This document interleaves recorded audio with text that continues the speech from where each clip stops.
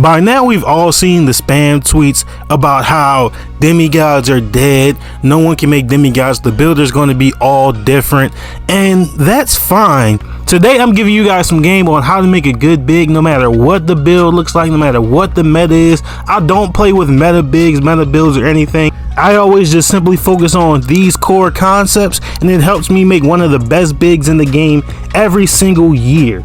Make sure you like, comment, subscribe, tell a friend, show some love, do something, and let's hop right into this video with the best bigs. We're going to start off with my day one big, and I'm going to break down why I made him how he is, how I made improvements, and how I made the best big in the game. My day one big was made with versatility, so what I attempted to do was make it where he can post up and he can shoot great. That's why he has an 86-3, an 80 post control, a 91 standing dunk, and he has 95 strength, not just for the post work, but he also has a 95 strength because I wanted to use bully, and they made bully sound so great it was so useless. But you can see he only has a 69 pass accuracy, but we learned quickly that the minimum that you need to be good, especially with outlet passes, is a 75. You also can see that his offensive rebounding is very low because in 2K22 I got offensive rebounds no problem without it.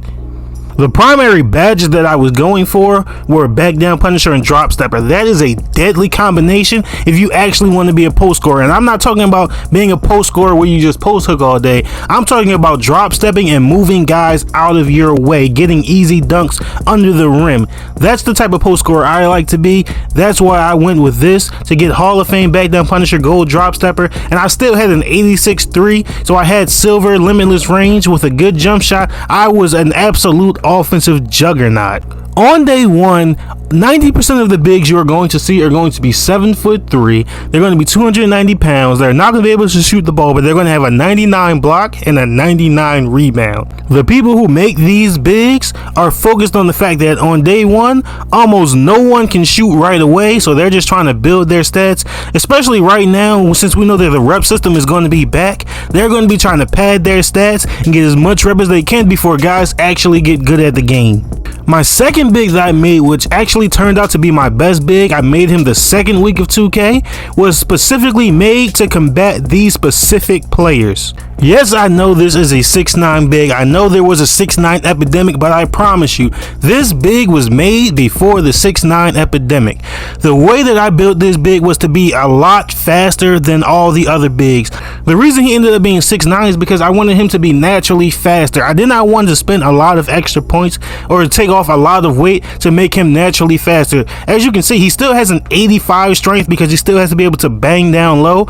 But instead of trying to make him an undersized post scorer, I simply just added playmaking onto him and made him a ball handler. He still only has a 71 speed with ball. That's about the max you could get. And even though he isn't the fastest in the world, he is way faster than those guys who are going to have a 30 and 40 speed because they just try to make a dominant big. He has a much higher interior defense than my previous player, a 77 offensive rebound. He has a higher block. He's an all-around better player. He's more balanced. He has a slightly lesser 3, but he's all around a totally balanced player.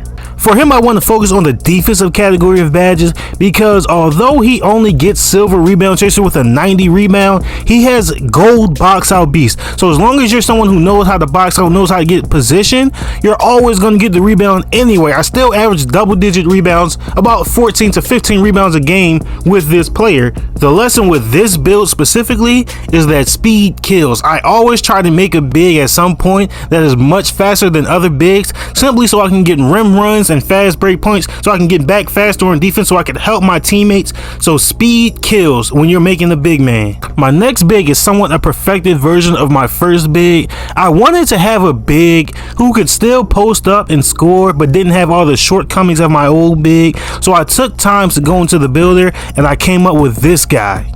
This big was made after everyone made their 6'9 and the meta came out. I made this big specifically to go against the meta, to defeat the meta. So what I did was I still gave him an 80 post control and I gave him an 86 driving dunk. That way he got gold limitless takeoff for the guys who were faster. He could just take off and he could still post up. He still has an 85-3. He now has the 75 pass accuracy.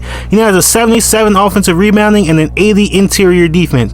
He's still very slow, but all I had to do was go from a 95 strength to a 76, and 95 was weighted so heavy that I could increase everything without taking away too much. As you guys can see, I really don't put too much ever on mid-range. I never really upgrade it, but mid-range is very important too in some cases because it allows you to stretch the floor without having to extend all the way to the 3. I want to go back over all of the concepts to be 100% clear.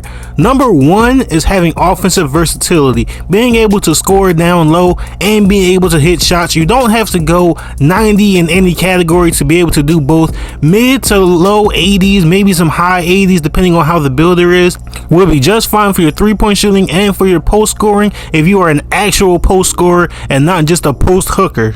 Number 2, once again, is that speed kills. Most guys, even when they do make their actual bigs, do not focus on the speed of their big man. They are not worried about it. Being able to have a very fast and versatile big man is something that will get you easy buckets. It will help your team on defense a lot because you'll be able to recover and get back on defense a lot easier. And something I haven't mentioned is that mixing that good speed with things like quick first step, even on silver, allows you to blow right by guys in the half court and be able to get open dunks at the rim.